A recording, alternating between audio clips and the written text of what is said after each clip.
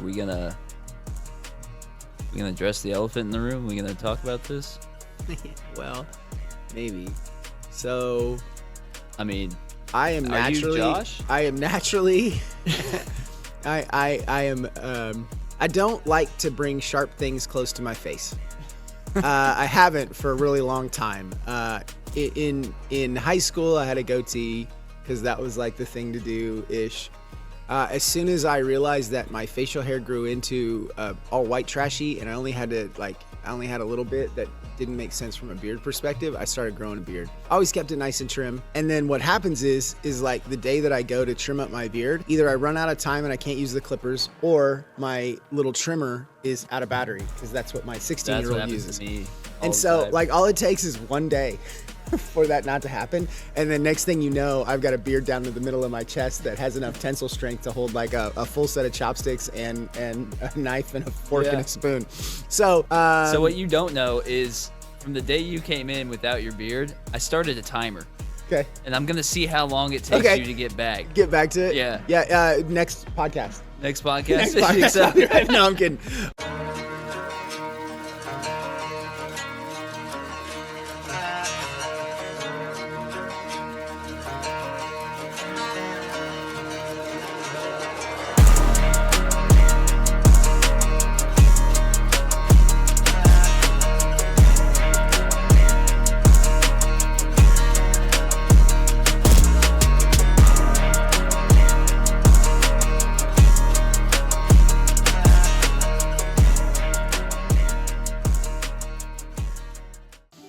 This is release week, so we've got release of Pitch Black coming. Release week, yes. So welcome in, guys. It's just me and Josh today. Trav came in yesterday to record, but we had no power, and so we couldn't record yesterday. And then he's a very busy guy, so he had some stuff he had to take care of today. So me and Josh are holding it down. Make sure you guys still get your content this week. But we're going to talk about Pitch Black. It is release week. We're going to talk about current price on some of the singles, how they're kind of shaking out, what they might look like down the road. And then we'll probably talk a little bit about some of the decks that are coming out in Pitch Black, kind of touch on our thoughts and theories and be completely wrong so you guys can all make fun of us and tell us that we don't know what we're talking about. Actually, let's jump into that, because that's where we're at. Hold on, let me wrap up the intro Okay, here. sorry. So then after that, we're going to talk about, there was a specific YouTuber that had some insight potentially, and this is all speculation, on production for the 30th anniversary, maybe what some print runs look like. So we're going to touch on that a little bit, and then we'll wrap it up with Tinker Time. So Josh is really eager. Let's get into it. Let's jump into Pitch Black.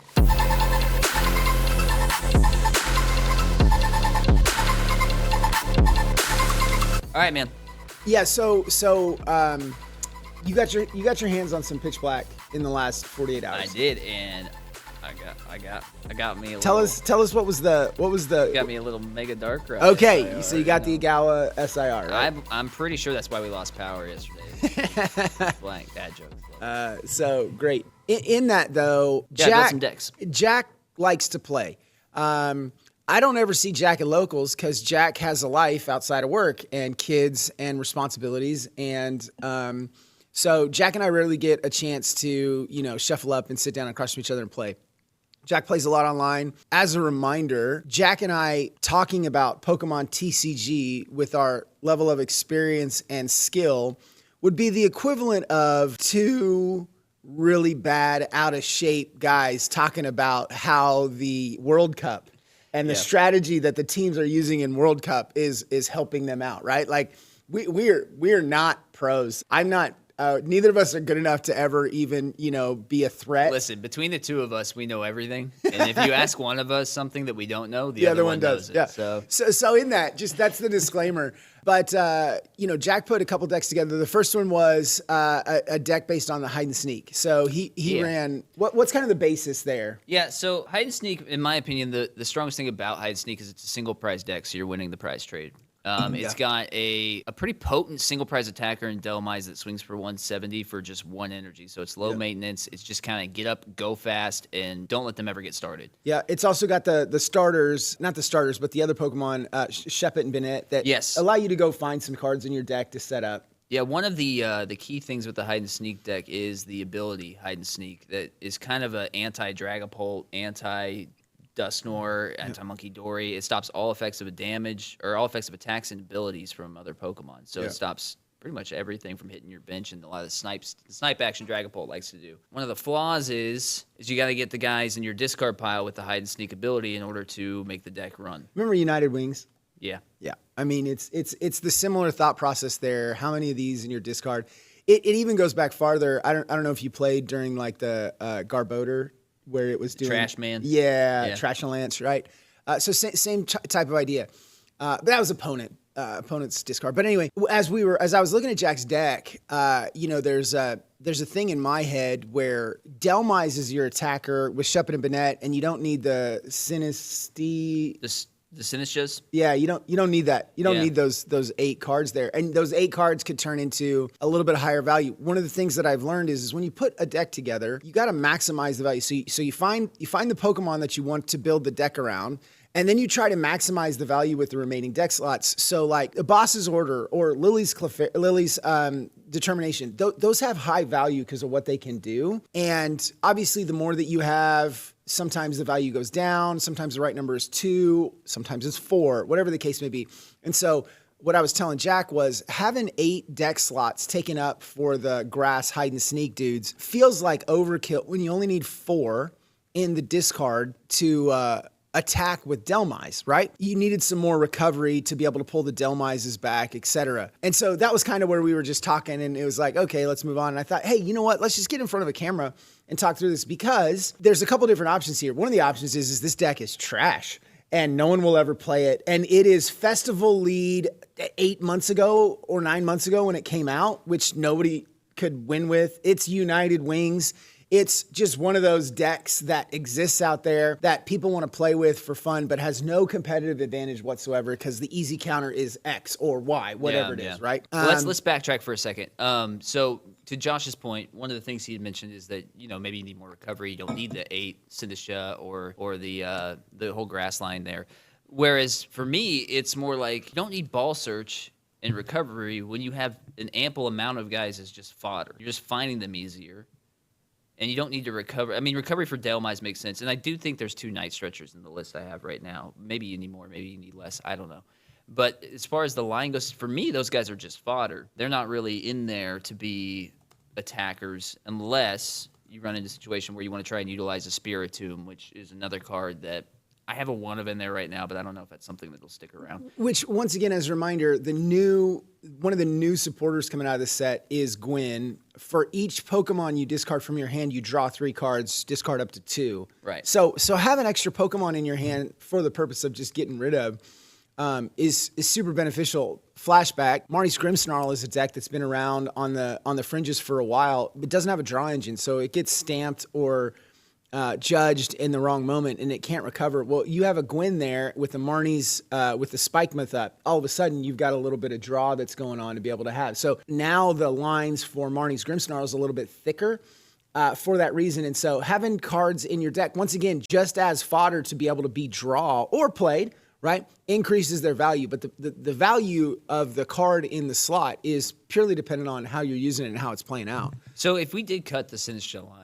from that list, what would you consider replacing it with? So I had just immediately thought about, hey, do some really goofy stuff. Throw some repels in there. Crushing hammer kind of stuff? throw some control. I thought about it. Throw some control-y stuff in there. I don't know. Were you running 4 bosses? I had 3 bosses. 3 bosses. I thought about putting a repel in there. Yeah, that's what I'm saying. Like just some silly things to be able to frustrate your opponent, manipulate your opponent, where either if you've got a Clefairy down and you can hit a dragon that he's got on the bench, right, the Dragapult, or if he's hiding behind a Meowth. Meowth is 170, right? So you can take out a Meowth, you can punish right away. Just some stuff like that. Maybe some additional supporter or item cards, maybe even stadiums. You could even do, if you did find yourself in a spot where you wanted to use Spiritomb. Spiritomb. Yeah, you could double snipe. You could put down the what's it called? The Risky Ruins if you wanted, if you had it. So I mean, there's some craziness that you can pull up with in addition to those 8 cards that you have. I'm trying to pull up the. I think we're on the same page with the A spec though. It's got Secret Box in there right now. I think that's a pretty solid choice for that particular deck considering Yeah. discarding. Because you can throw it away. Yeah. I'm trying to find. It's doing well in Japan right now. I was just gonna say I thought maybe there was one in. It's like Hide and Sneak and Excadrill are the two decks out of Pitch Black that are doing the best. It wasn't a city league, was it?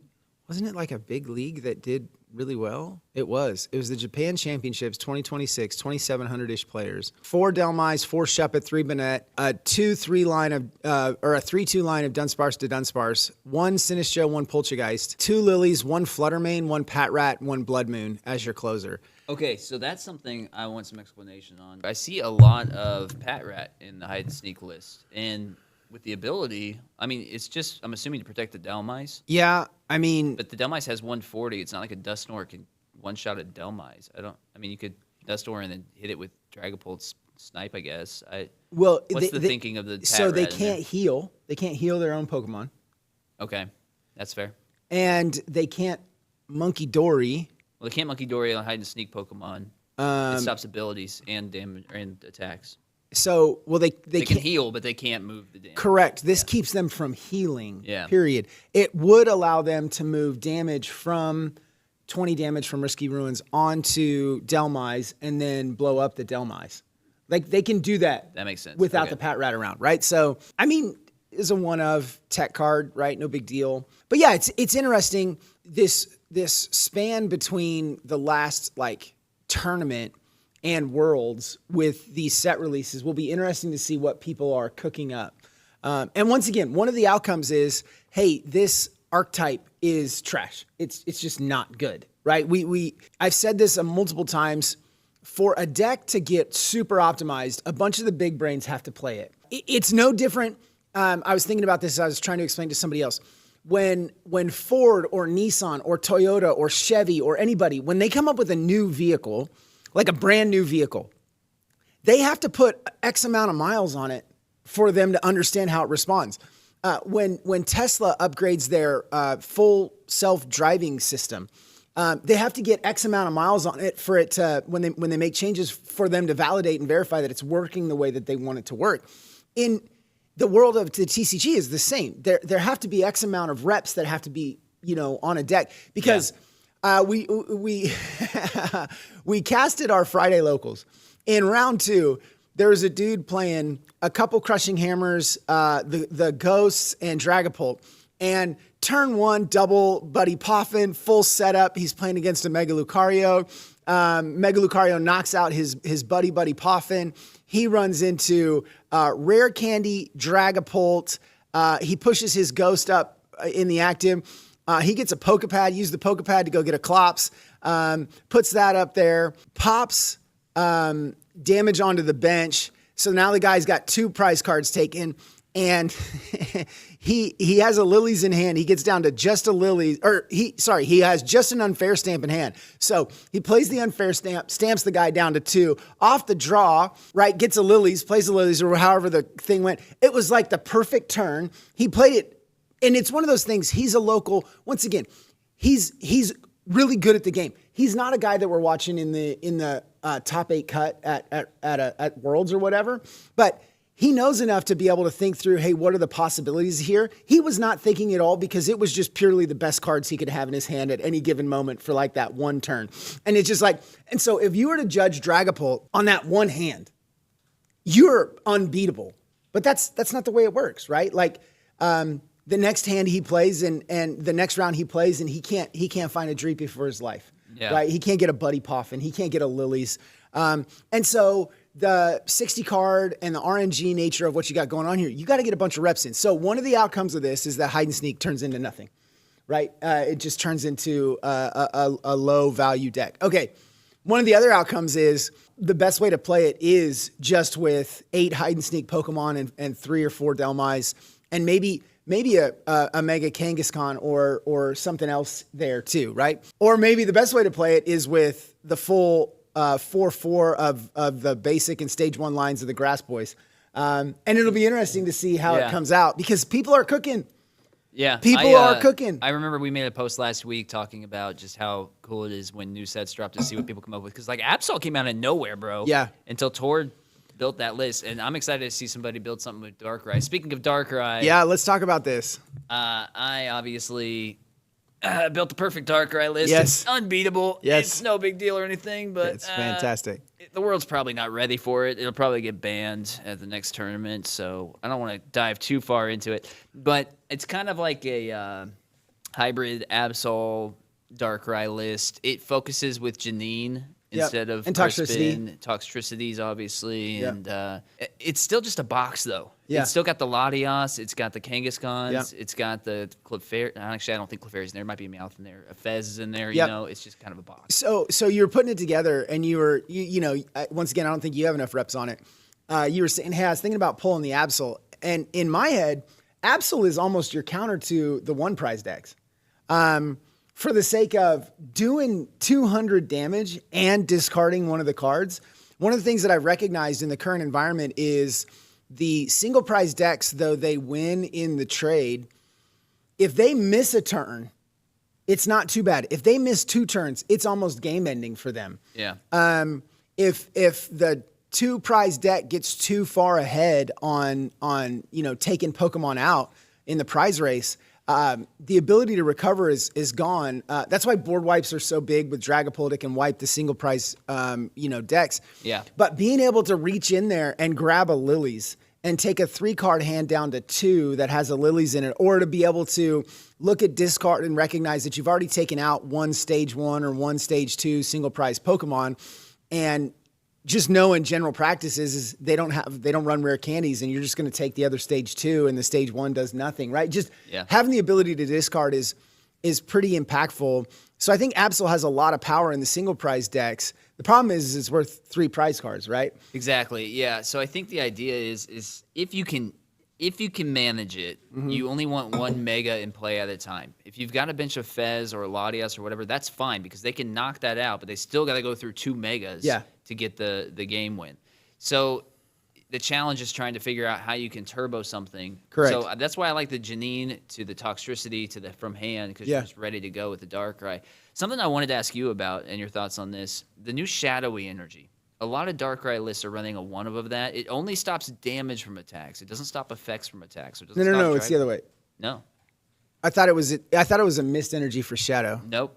It can't. It only stops damage. I mean, it can't stop damage from abilities, or Damage from attacks, like a Darmanitan, In's Darmanitan. It would stop that. If it only works on your bench Pokemon and it does not stop effects of attacks. Shadowy energy. Let's look at it. So a lot of people are running a 1 of that energy, and I'm trying to think in my head, is Zoroark the only thing that does a snipe like that right As now? long as the darkness Pokemon this card is attached to is on your bench, prevent all damage done to it by attacks used by your opponent's Pokemon. So Starmie, Grimmsnarl. There we go. Starmie, yeah.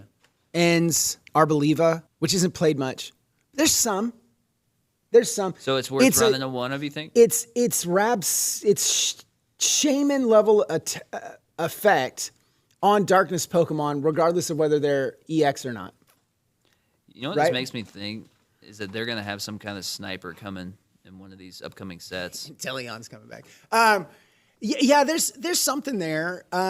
So like it's better. A Shuriken from a Mega Greninja, it wouldn't stop that because it's an ability, right?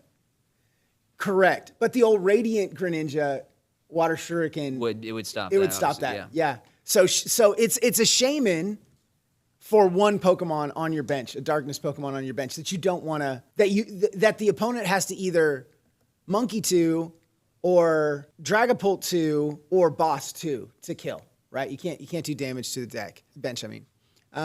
Yeah, it's interesting. And just as a reminder, just the current state of the TCG, Dragapult is so powerful, and so when you build a deck, you have to you have a couple. You're just options. thinking, how am I going to beat Dragapult? Yeah, you either need to be the best Dragapult player in the room, which is valid. That is a valid strategy. Just be the best Dragapult player in the room. You're probably going to win whatever tournament you get yourself into. That's a strategy. The next strategy is how do you beat every single Dragapult? Okay, well, when you take that strategy, you then open yourself up to getting beat by a festival lead with Gladions.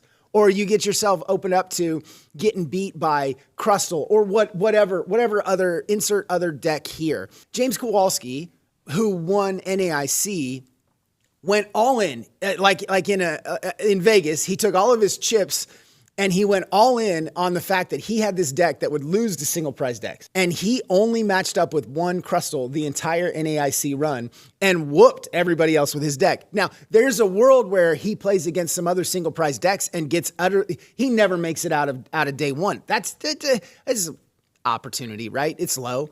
He's all out Blitzel. But that's kind of how it comes when you have to figure out what deck. There is no deck out there that you can always put on the table and have the advantage of when you sit down and play. Yeah, it reminds me of Travis's comment last week where he was talking about how the game seems broken because everybody's just running the same deck, and it's just like you can, like, to your point, if everybody's running the same deck, everybody's planning to beat the same deck. Yeah, so it's like. Let me give you another example that's not Pokemon and makes it feel like it's something special. There's this idea that I have that there's nothing new, nothing novel. Everything's the same. You just have to find the right analysis. In NBA, everybody plays man-to-man defense, right? Right. So how come some teams go 12-70 and some teams go 70-12? Because not everybody's good at man-to-man defense. It's skill, effort. It's all these other things. So even if all you could play was the same deck, you're still going to have skill expression, right? When you log in to watch your favorite streamer or you yourself go into play, it doesn't matter. Rivals, league, and you're able to, in those high competitive matches, you're able to ban certain characters.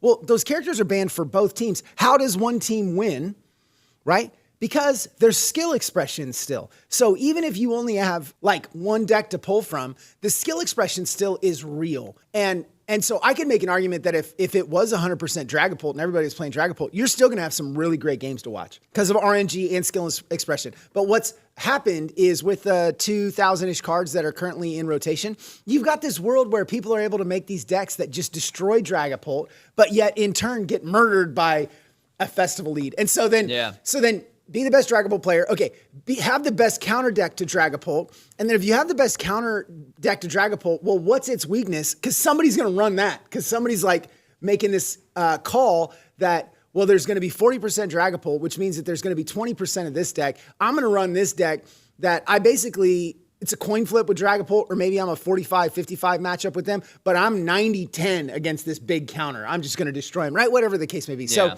So there's enough tools in the toolbox to be able to have a really strong deck, but you'd have to have like 80 cards or 90 cards in your deck, and that's not allowed. You can always my next point. One of the quote unquote golden rules that me and Josh both agree on when it comes to deck building, and Josh brought this to my attention several months ago when he heard it from somebody else, is that if a deck is too greedy, meaning it needs too many cards or you're overthinking it too much, it's probably just not a good deck. Yeah. So keep that in mind, guys, if you are out there building your own decks. If you just feel like, man, I got to make room for way too much here, it's probably just best to move on and try something different or just start from scratch. Yeah. Having said that, let's move on. Before we do, where do you think Hide and Sneak ends up in the meta if you had to tier list it, like S tier to F tier? So I don't know anything about tier lists. I'm not good enough. I don't. Sure, I don't play enough, right? I would put it on the same level. I think Gladion did a lot for Festival Lead. I think it's probably in the same world that I think like A to B probably. Well, it's probably on page one of the top when they have worlds and they show the decks. I don't think it's on page one. Yeah. I think it's on page two. So I think it's sub 5% of the people that show up there, if it's even there at all. It's probably close to 3% of the meta that show up to Worlds. That's fair. Yeah. I don't know if that's fair to it because it's so new, but I think it is fair because it's so new to just have that speculation. Yeah. I think Darkrai ends up in F tier, but Darkrai won't be there at all. I think there'll be 4 people that play Darkrai. It would be really interesting to see somebody show up to Worlds running a brand new set deck like Hide and Sneak when they've been repping so much with the previous. Yeah. Once again, having somebody who's played Dragapult for, since rotation, all of a sudden up and change because there's kind of this rule of thumb. You got to get 100-ish, 200-ish games in with the deck before you go play in a tournament. And so when people have had 1,000, 1,300 games in with an archetype, and then as of today or Friday, they go ahead and change up what that archetype is. Unless it's super strong or there's just, obvious advantages in your testing, and you're just like, hey, let me shuffle up and try that real quick. I agree with you, Jack. I don't think it has a big showing. I think the one surprise showing in NAIC will be Mega Excadrill. Will have a little bit more space, and I think it's one of the better Mega decks out there. Just dinking around with it on my own, I think it's a better deck than Lucario. It's a better deck than Mega Venusaur is just. You shouldn't be putting that in your deck. It's 3 prizes. Don't tell me what to do. Yeah, right. Hydrapple is 2 prizes. Hydrapple uses energy all over the board. Mega Venusaur needs energy on it. Right? There's just some obvious benefits in there. But anyway, I'm gonna hook you up with some Mega Excadrill. I pulled a few. I think the Excadrill deck, I think, will probably be the surprise at NAIC to see how it shows up. The mill, the damage, how thick he is. Yeah. I'm not saying it's a great deck. I'm just saying I think there's a lot of utility. I think there's a lot of utility there, and I think it'll be the surprise deck at NAIC. That's my guess. All right, so Pitch Black this Friday. Let's take a look at some singles pricing. Yeah, let's go. All right.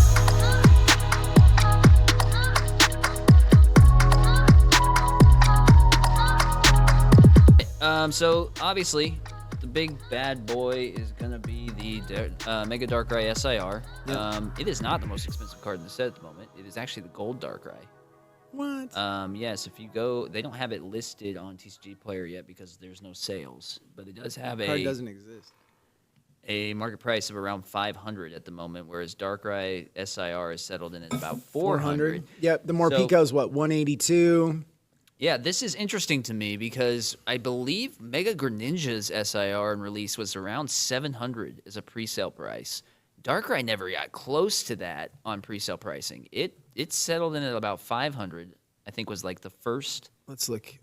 Mega Greninja. Mega Greninja sold at 583. So it had a $600 sale. 620. Yep. Yeah. So it's you're interesting. Right. Now, a lot of people may speculate this is the hobby healing and some other things. I think we touched on this pretty heavily last week, that it's just more of an indicator that everybody's all in on the 30th, and they're just not really paying attention to these other sets right now because they're saving money for what they know is going to be an extremely hype set. And there's a couple things here. I mean, from a play perspective, you've got Crushing Hammer is really the only thing. We had a lot of interest in our pre-release.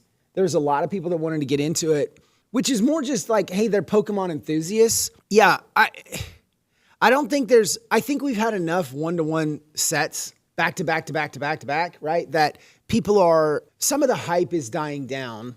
The hits, it reminds me of my look at, because I wasn't experiencing it firsthand, but my look at what happened in Scarlet and Violet, from like Obsidian Flames. Yeah, basically like as soon as they rolled, so they did Paldea, right? And then they did Obsidian, which is Charizard. And then they did 151, which was big.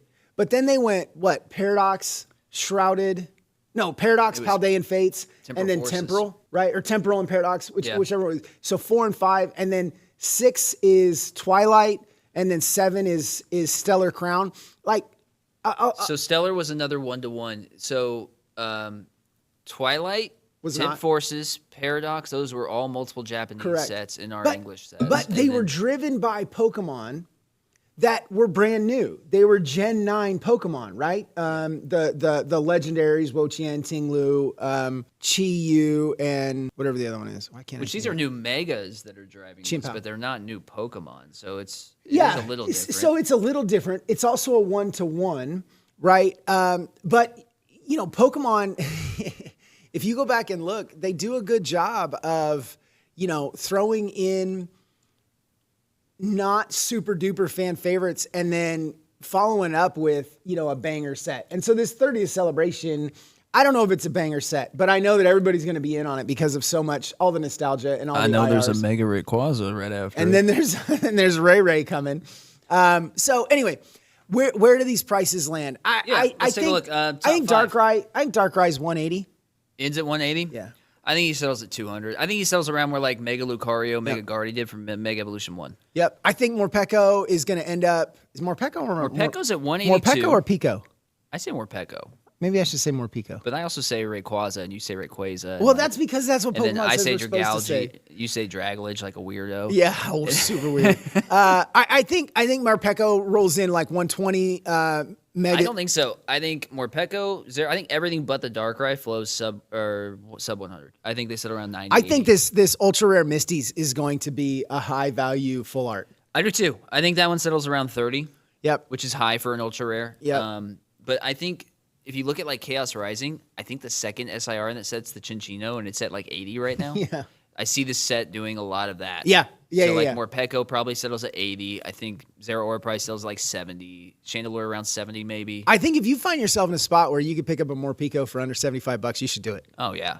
And I'm not talking within the first 6 or 7 Trap weeks. pulled that card yesterday, and it looks sick. It's the dope. Chandelure looks better in person too. I was Yeah, impressed. the Chandelure does Yeah. look good. It's from Rend. So where is the Chandelure right now? I think it's at what, like 160. The Zeraora is at 171. One of the decks coming out of this set that is not very good, in my opinion, at all, is the Fossil deck. I think it needs a little bit more support, but we got the bones for something. 130, by the way. See what I did there? We got the bones for something with the Fossil deck.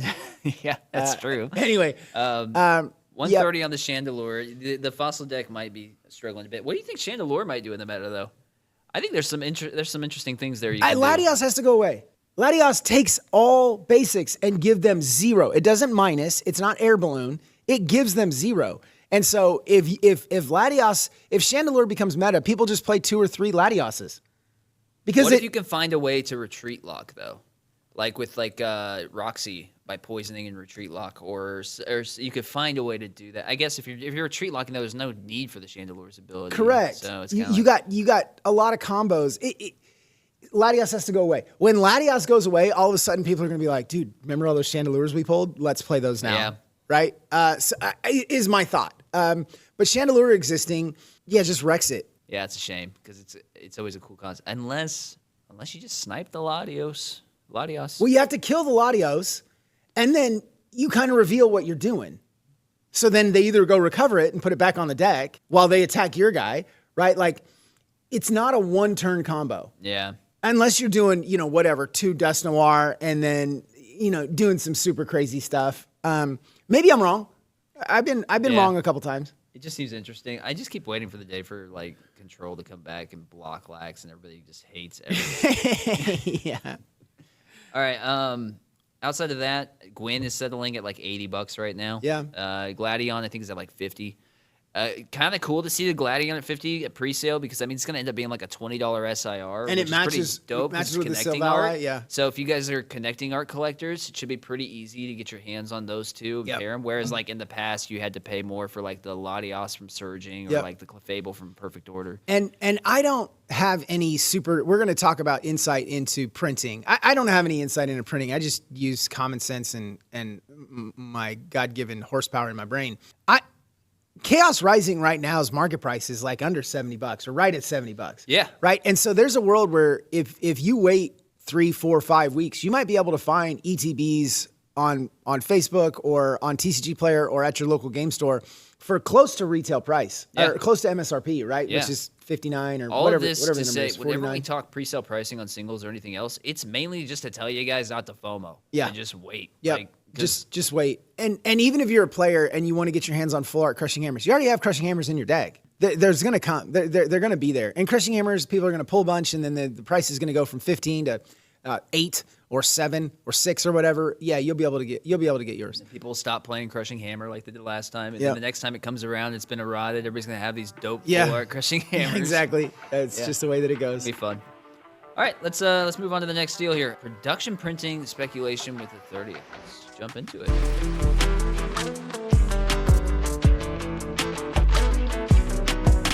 This is something Josh actually brought to my attention. I don't know how familiar you guys are with a non-TCG. He's a YouTuber. I've watched him pretty consistently. I enjoy his content. I think he does a great job. He has his own distribution. He does some other things as well. I don't know if he sells on TCG Player, where he sells, but that's besides the point. The main thing we want to talk about here is he ran some reports on his speculation based on past set production and past distribution on what the 30th print allocation may look like and how much may actually be printed. And it's actually a really cool video. I highly recommend you guys go check him out and his video either after this or if you want to pause and go look at it now, that's cool too. But Yeah, we'll Josh, put the you want we'll put the dive link in the comment or in the 100%. description. Yeah. I'm gonna let Josh kind of lead here because he's the one who brought this to me. I mean, there's a couple fun things here to think about. The first is, we have some speculation on the future rare pulls. And if they're one in 5,000-ish packs. 10,000 is what he ended up saying by the end of his video. 1 in 10,000. Okay, so 10,000 divided by 9 for an ETB. Sure. Is 1,111, right? So that is a lot. That is a lot of packs. For comparison, the gold hyper rares are about 1 in 1,200 packs. Correct. So this is 10x. Just future So this turns it into a One Piece manga-esque card. This turns this into like a 1 of 5 or 1 of 1 in the sports card world. This turns this into a limited amount. Okay, so if you think through that. So something he said that was really interesting is based on those numbers and the fact that if it is 1 in 10,000, that means they only printed like 18,000 copies. Yeah, so I was just going to go back to, I was going to look at, what's his number he's got here? 171,450,000 packs. I can't even do the math there. Let me go the other way. 1, 4, 5. So 17,000 made. Okay, my gut says, and I could probably do the whole beautiful mind and chalkboard with a pencil and run you through. It's true, you can. what I think the average SIR print for a set is. And my gut says it's somewhere hitting the upper limit of 25,000. Yeah, we actually did that exercise. Yeah, we did it. And the fun part of what we did was there are more base set Charizards than there are Great Tusk EX SIRs, right? And then, you look at PSA counts of graded cards for like the Umbreon VMAX from Evolving Skies. It's 18, 20,000-ish, somewhere in there. I'm close. So this 17,000 number is about right for a single SIR. The difficulty is how much they're printing. Yes. And so if it is 1 in 17,000 in the current environment, that's a super duper chase. I don't know what was it the chromish, silverish Dialga? Remember that card? That's the one of. I can see the card. It's the 2014 Dialga. It's the secret rare from XY from Phantom Forces. That one. Oh yeah. Right. And so like that's a rare card. I work at a card shop. I go to card shows. I don't see that card very often. The original black and white Reshi and Zekrom. I don't see those often, but I see them. The gold ones. This reminds me of something like that. It's a card everybody knows, right? Most people will know, but not a lot of people are going to have. It's not weird to roll up and see everybody have a Team Rockets SIR, Mewtwo SIR, or this or that. If it's 17,000, man, and we'll see. We don't know. That's one of the things. We don't know there. I'm excited about that because we talked about what Pokemon could do from a chase card perspective, and one of the things we said was to have like case hits. This is like a case hit, if not even more. 6 times 36 is 216. This would be the equivalent of 50 cases of booster boxes if it's 1 in 10,000. An ultra rare is if it's 1 in 1,200. That's 1 per 5 or 6 cases of booster boxes. Yeah, and so that's a big number. So I kind of like that. Because that gives an opportunity for us to have these viral moments where a kid opens one on video in his living room, a dude opens one in his car, right? You have these moments where there's not going to be that many. So I like that. What I kind of like about it too is that everything like pre-reveal and everything, when we saw these future rares for the first time, everybody hated them. Yeah, everybody said they were terrible. Yeah. They didn't like them. They didn't like the way they looked. They were like super underwhelming, all this stuff. So you've got this chase card now that, let's say, again, this is all speculation, a non-TCG, shout out to non. Let's say they end up being 1 in 10,000. If somebody does pull one, awesome, viral moment, everybody's excited, but nobody's chasing you down to rip that card out of your hand because nobody thinks it looks that great. It's if you pull one, no one's going to be upset. You're not going to be mad if you pull one. Correct. But if you don't pull one, you're also not going to be like, man, I really wish I had that. I don't think that could be changed. Yeah, we'll see. But it, to those people that aren't around like Pokemon, the moment from Willy Wonka and the Chocolate Factory where he gets the golden ticket, that dopamine rush that you experience as you watch that film, right? That's what it's like opening Pokemon, right? Now, what happens inadvertently, because we have a very socially inept, generally speaking, public, is as soon as you pull that, some 7-year-old sitting next to you says, oh, I have that card. Or your brother-in-law is like, yeah, dude, I already pulled 4 of those before the set was released because I work at a card shop, right? Whatever the case may be, right? So in that event, when you get that card, like it is, I am the dude, right? If there's 17,000, once again, so I kind of hope that number's right. Okay, let's dig in a little bit more. Yeah. So from here, pack quantities are listed. Just as a reminder, there's 29 packs in the Celebrations UPC. In a mini tin display, there's 20. In a booster bundle, you get 6. You get 6 packs, right? So there's not a ton of packs per, and those are all future releases. Wait. Did that say 25? Yeah, it's 25 booster bundles in a case. Case, yeah. Yeah, I don't. Nope. There's 2 packs in the knockout. There's 3 in the poster. There's 3 in the tech sticker. There's 4 in the EX box case, and there's 9 in the ETB.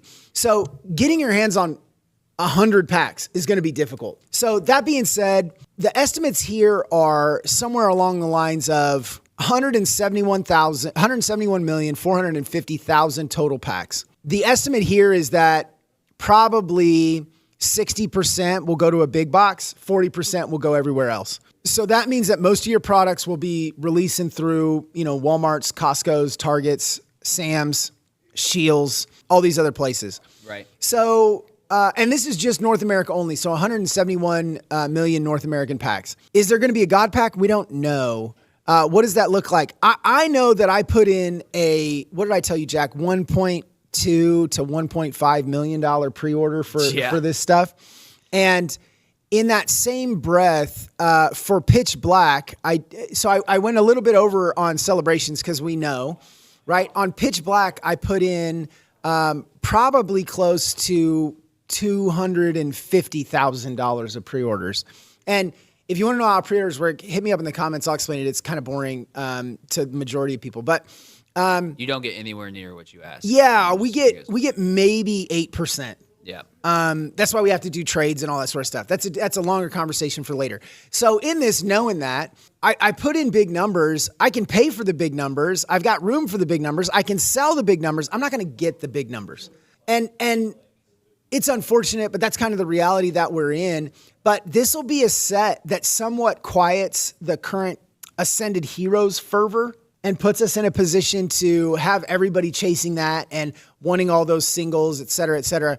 It's interesting to be able to come through and think 171 million packs. So add a 0, that's 1.7 billion cards. Yeah. Okay. Pokemon just released their numbers. In 25, they did 10 billion cards. That's all languages. So for 17.5% of their total 26 printing to be English and one set seems a little high. So we know they got their new facility, right? Right. We don't know if this is there or not or any of that, right? It's all speculation. It's all speculation. The number that really jumped out to me was the 3 million UPCs. Yeah, they went heavy on that. There's There's more UPCs than ETBs. Yes. So me and Chewy were talking through this. Let's go back to ETBs. 2,500,000 ETBs are speculated as being printed for the 30th anniversary set. If you say you get 2,000 ETBs in the metro area for card shops, let's add another, 3,000 for big box stores. Yeah. So 5,000 for the metro area. Take 5,000 times 50 for each state, each metro area. Some states are bigger than others, sure. Right? So you're at 500,000-ish, right? Yeah.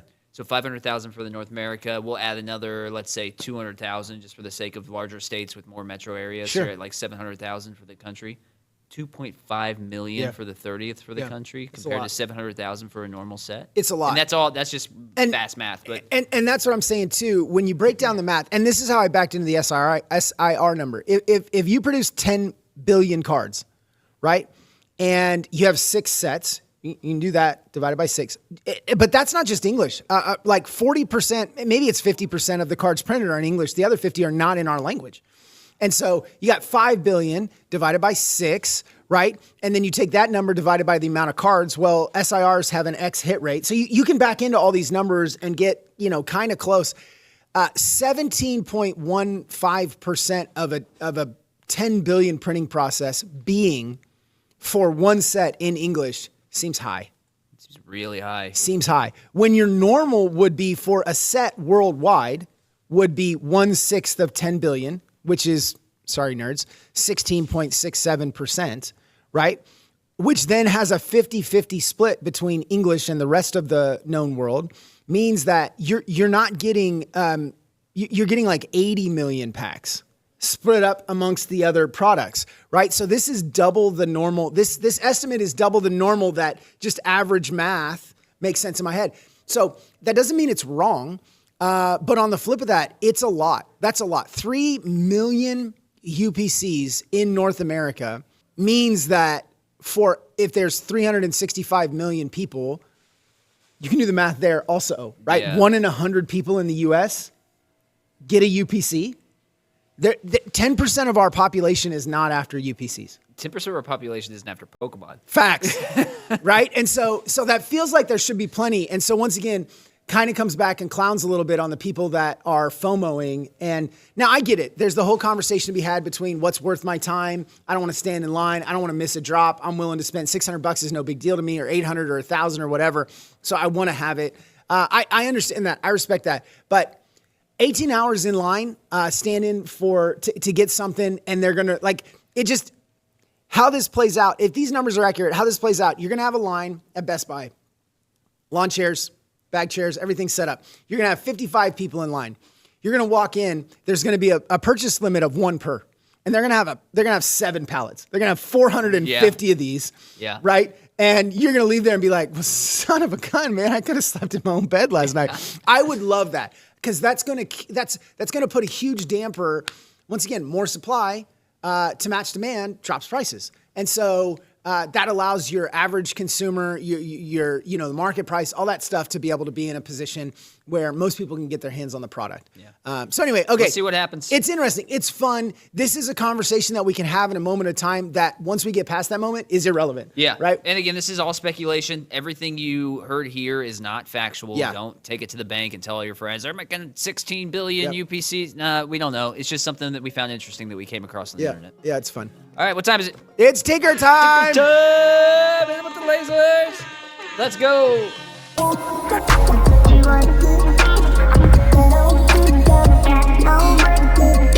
All right, so we are we're a little short on time at this moment, so we're gonna run a speed run Tinker Time. Okay. They just released a remake for Assassin's Creed Black Flag Okay. in the last month or two. It's the only Assassin's Creed game I've ever owned. Yeah, really? I never played it. Oh. I played the beginning and I was like, I think a lot of people would agree it's one of of the better if not ones. the best. Yeah. So yeah, really cool.